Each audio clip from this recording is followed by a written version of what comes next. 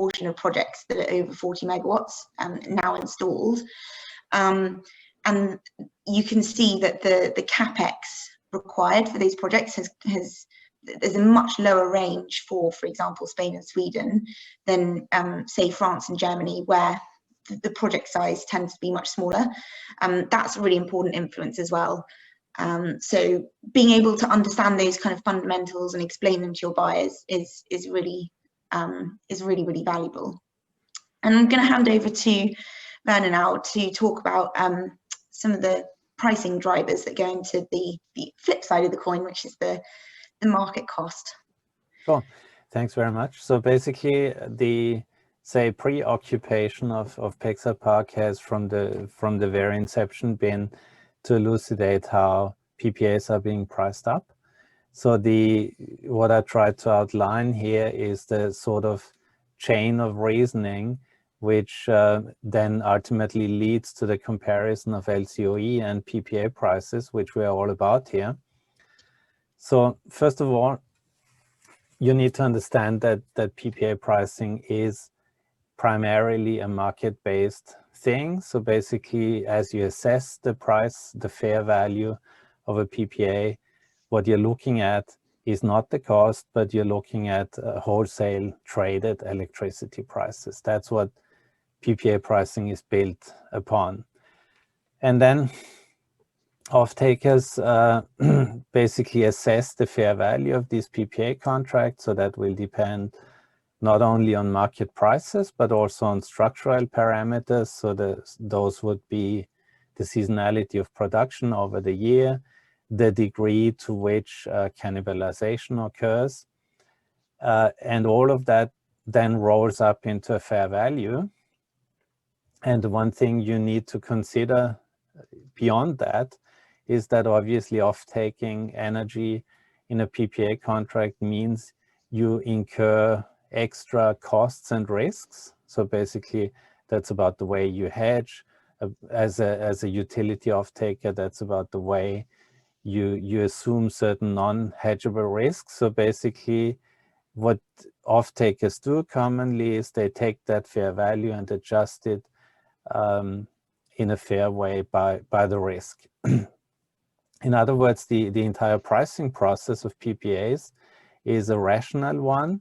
It's very clearly defined how that works. And basically, in spite of being an illiquid market, it is an efficient market where there is a consensus of pricing on certain structures.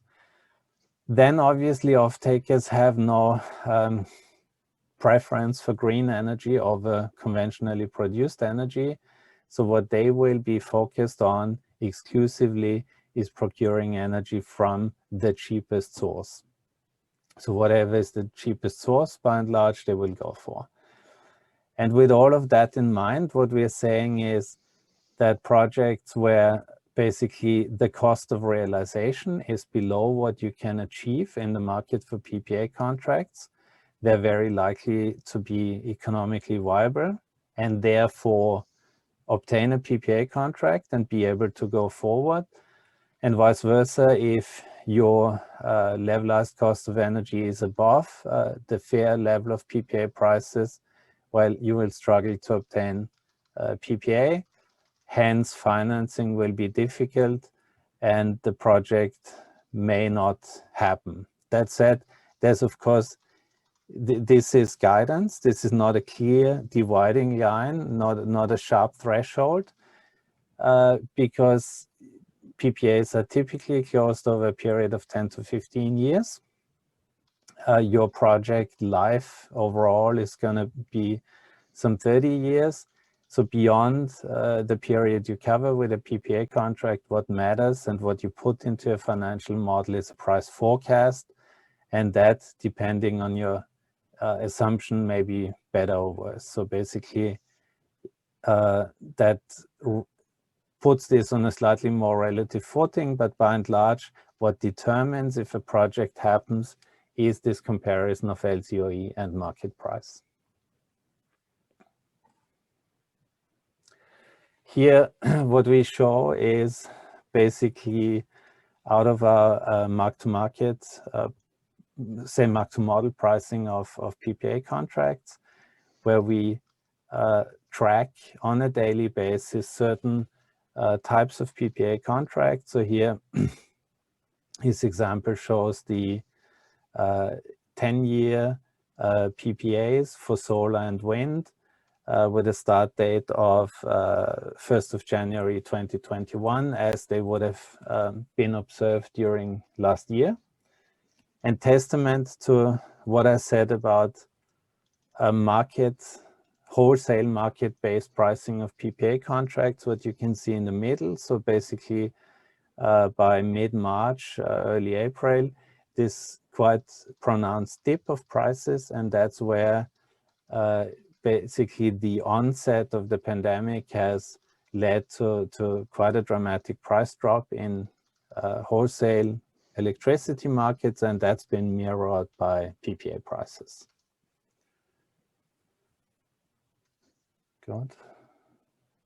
Great, thanks. Yeah. Thanks for that, Mona. And so having kind of understood what the core ingredients are of the process and finding this great intersection between the prices, this is the kind of the second half of the story. Coming back to the LCOEs, how does this look now? We're still looking at Germany. How does the pricing look compared to what you could get in the future, going out to 2030 with the LCOE? Actually, you could continue to extrapolate these till we actually do now and until 2050. Obviously, sort of the inaccuracies and the predictions in technology changes and advances over time get more and more sketchy. But I think to 2030, it's pretty accurate with what we have, with the knowledge that we have today. And I think one really important thing to say about these two charts is that the overall mega trend is that LCOEs come down over time. It's much harder to say what will happen to the PPA price and market prices within the same time frame. So I think when you're doing this analysis, it's important to bear in mind that fact, that the sort of the accuracy of this downward trend that we can probably be confident of for LCOEs is less concrete for the PPA price that you overlay on top of it.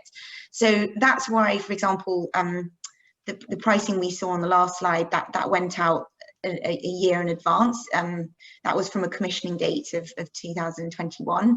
But you know, actually, you're layering that on top of data that is. You're trying to make these decisions for 10 to 15 years time. So when we look at the intersections in the next part of the analysis, we've put together a chart where these LCOEs are coming down, as shown here, but the PPA price stays stable. In an ideal world, I think what you would also probably do is you would have your expectation plotted in of where the PPA price is also going. So that can be going up or down, depending on the market. And actually, we have done some surveys on this, and we expect, for example, you know, in the Nordics, prices to be decreasing over the coming years. But it's, yeah, as I said, much more difficult to do. So you are only as good as the sort of 2 or 3 years of traded market data that you have ahead of you. And I think that's really important to bear in mind. That said, yeah, we decided to include the forecast LCOE range rather than a static, real value of the present LCOE, because it is valuable to see how much the costs will be coming down and the steepness of the curve with each technology within the different markets. So yeah, they're just a few. I think this is quite a good crib sheet of what to be thinking about when you combine the considerations. This is a very practical slide, just from the point of view of things you might not have thought of. For example, are your currencies even in the right in it's standardized? This was something that when we put our data together, actually Werner very smartly pointed out, our LCOEs are in dollars, because that tends to be the base currency transacted in many markets. But obviously we're focused on Europe, so that was going to make it wildly inaccurate. And then also really important, because we're looking at future prices, really important to distinguish between real and nominal, whether inflation is taken into account. Yeah, and then refining the analysis. So which type of offtake are you looking at? We touched on this earlier when Michael was talking about off-taker types, but you know, whether it's utility or corporate will actually have an impact on what price is going to be paid. We can look at that in the next couple of slides as well. And also, if you have it, you know, once you get down to the sort of negotiating the individual deal, obviously you would have much more accurate LCOEs that help you distinguish within the relatively large LCOE range, you know, whether you're high or low. And then you can make your conclusions, which is yeah, see where this intersection falls and whether the deal is going to be viable. So yeah, on that note, we have a couple of examples that we'd like to show. The first is in Spain and second is in the UK, two of the most important European PPA markets, particularly for corporate PPAs. And actually this example will focus on corporate PPAs because the pricing that is given, the pricing levels that you see here, the low and the high green and red dotted lines, they are taken from a survey that I did towards the end of last year, September to November. The data was collected, and a lot of different market participants in Spain, both from the buyer and seller side, were anonymously surveyed to gauge in certain scenarios what they would pay for a PPA, and so that's what I referred to here as the PPA base case. So that's a 10 to 15 year pairs produced 50 to 100 gigawatt hour project, and so, you know, if you take probably not sensible to fix one PPA price. Again, you know, as you would have a range for the LCOE, good to look at a range of PPA prices that you could work with. I found that the range here was sort of between 35 and 39 euros per megawatt hour, and this is what a corporate would pay for that base case. According to the data that I was able to collect, and over the course of the time period, you can see that the LCOE is kind of steadily coming down, as you would expect for solar, particularly in Spain, and you know, you can then decide when you're looking at this, what does this mean? Where are they in relation to the you know, what's the profitability, or the sort of average profitability, looking at solar in Spain, and actually it's looking pretty good. You basically have to be either within the middle or bottom end of the LCOE range to be looking at to be pretty confident as a developer that your project credentials will be financially viable. So there's a good business case to be made, both from the developer side and the corporate side, because there's not too much wiggle room that you have, but you can also still get a very good price relative to the LCOE in Spain. I think the interesting thing is the contrast with the onshore wind, what this shows, it's so important to be technology specific, because then you're actually facing a totally different picture for onshore wind. Actually, as a developer, fantastic to be developing onshore wind, because even at the high end of the LCOE range, you're looking at getting a really good PPA price for for your project, and so you can actually you're in a relatively strong negotiating position, and even if the off-taker asks for a reduction, you're still looking at a high level of profitability. And I do, Werner, I don't know if you want to jump in to make any further comments, or we can move on to the UK example. No, I think let's move on. Yeah. Yeah. And yeah, so the UK example, good to show the difference between the utility and corporate off-taker pricing.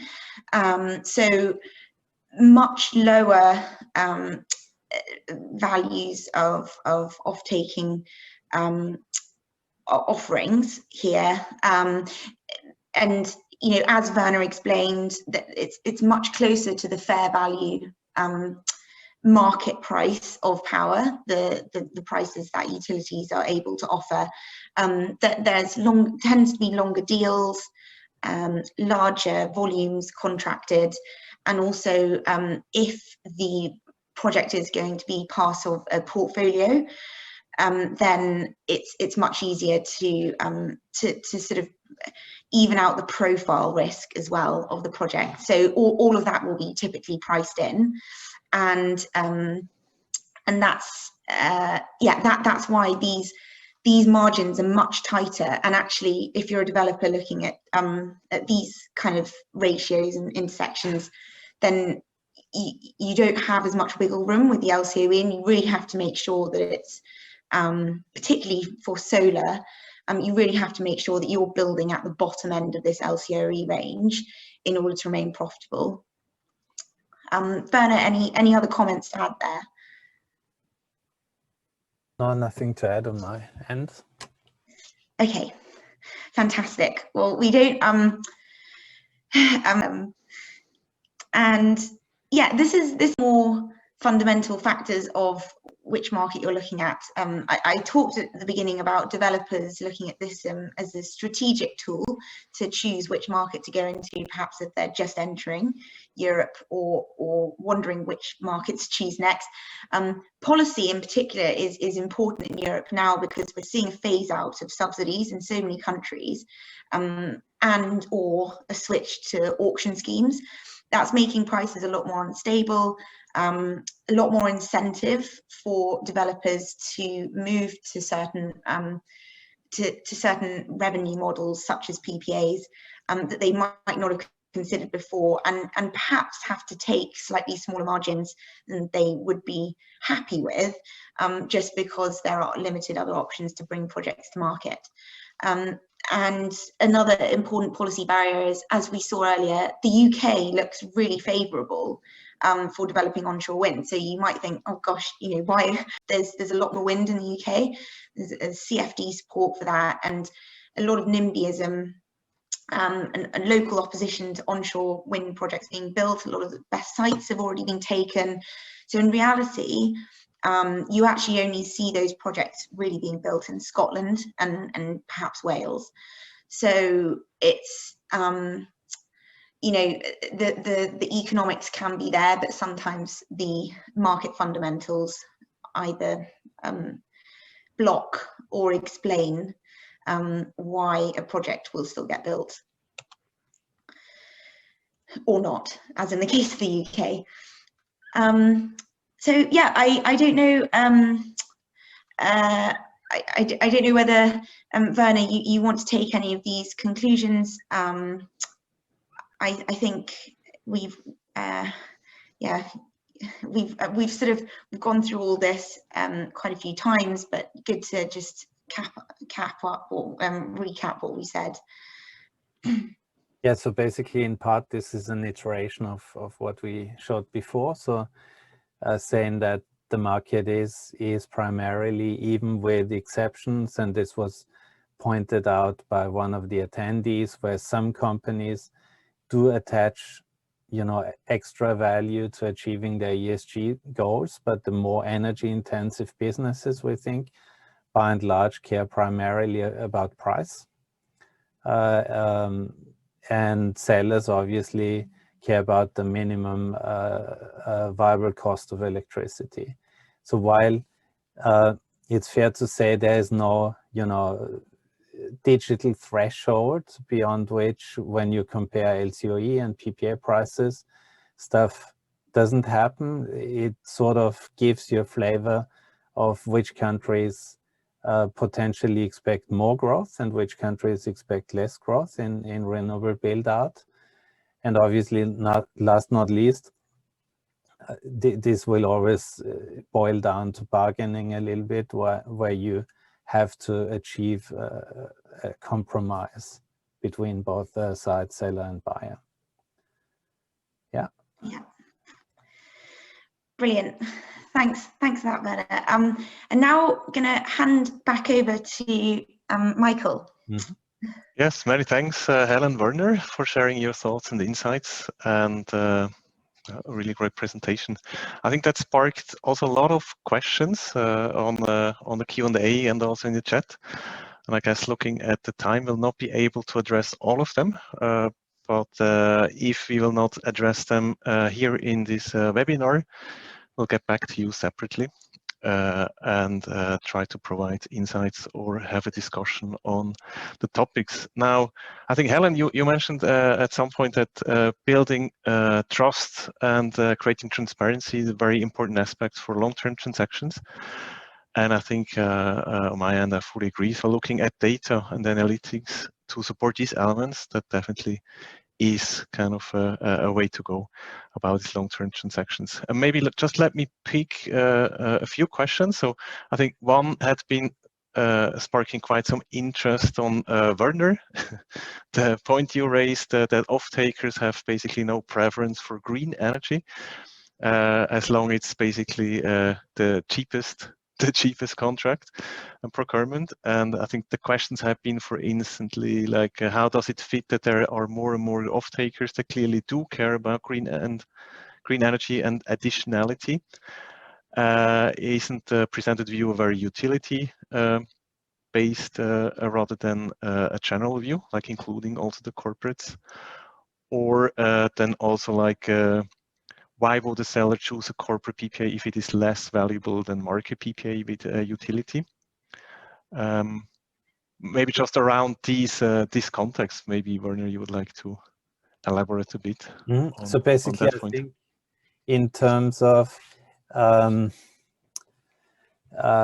terms of how we set up our pricing, that has been designed around the way typically that utilities assess PPA prices. So that means a utility, as they enter into a PPA transaction and purchase the energy, they will risk manage this position in traded markets. In other words, they view this as any other trading strategy where they try to preserve commercial margin. And that has been, to a very large extent, the way prices have been set in the PPA market. Now, as Michael just said, we see emerging corporate buyers. They will potentially be willing to pay better than a utility would. And that's for a variety of reasons. One may be that they attach sort of non-tangible value to the electricity being green. But then there's a very important other factor, which is that where I said utilities risk adjust these PPA transactions, corporate very often doesn't have to do that because they start out with a natural short position, and buying the PPA in itself for them is already a hedge. And that means they may be willing to pay better for the energy than a utility would. So that's certainly also one aspect. So, yeah.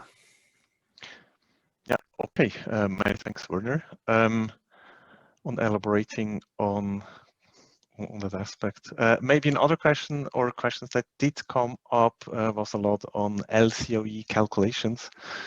And apparently, like that's a field which is not, I guess you would be able to debate on the calculations methodology.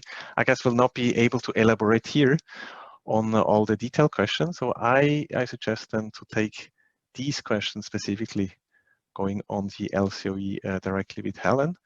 I'm not sure, Helen, if you would like to maybe have like 2-3 points on the LCOE calculations, or otherwise we also defer that to a separate conversation. Yeah, definitely. It is a really difficult area, right? As I said, we've been refining it for some time, but it sparks a lot of debate. Certainly, I can take some detailed offline. I'll coordinate afterwards to make sure that you get your answers if there are any specifics that you question. But in broadly, what we take into account is the full development costs of a project, so the lifetime development costs. These include technology costs, any grid fees. We would look at operating costs in that particular market, and any but basically the sort of the averages for all of the potential cost implications that any project built would need to take into account, and divide it by the project lifetime. So yeah, probably too many individual factors to list, but I can certainly share any specific queries and the details of why we think the market will move in the direction it's going in. But it's also, I think, more than the sort of detailed numbers and arguing whether it's 49 or 52. It's actually, I think the main takeaway that there should be from today is that the transparency around this process is really important, because I think when people are approaching these transactions, they don't even know what they should be looking at. And as a developer, for example, really important to put this forward as the thing that you really need to cover. These are your minimum viable costs. If you really make that clear and explain where your sort of negotiating position is coming from, regardless of what the numbers actually are, the fact that you are sharing that and taking it into consideration against the price that you're trying to agree is the main takeaway that I think you should have, and everyone will have their different view depending on who you are as a developer. Okay, no, perfect, Helen. Again, Werner, thank you so much for your insights. So unfortunately, we'll not be able to answer all the questions, but we will